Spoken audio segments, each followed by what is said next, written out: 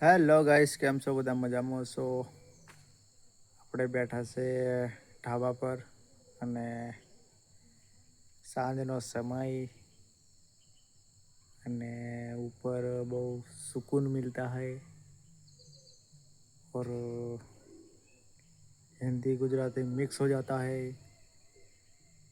ને મોરલાનો અવાજ પણ સંભળાય છે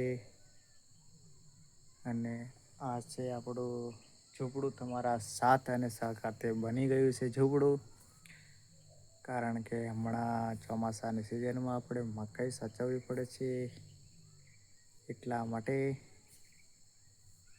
આપણે આજુબાજુ મકાઈ છે ઘરની પાછળ, એટલે ઢાબા પર આપણે સરસ મજાનો ઓળો બનાવી દીધો છે. એમાં રાત્રે જાગતા રહેવાનું, વરસાદ આવે તો અમે નીચે જતું રહેવાનું, એવું બધું છે આપણા. અને હું તમને દેખાડું કે મારા ઘરની આજુબાજુનું કેવું લોકેશન બેસ્ટ. મિત્રો, આ દેખાય સામે ડુંગરો, પછી આ બધા અમારા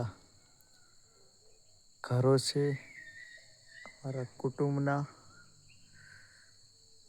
આ બાજુ આ મકાઈ, આ બાજુ બધું લોકેશન છે. સાંજનો સમય આવી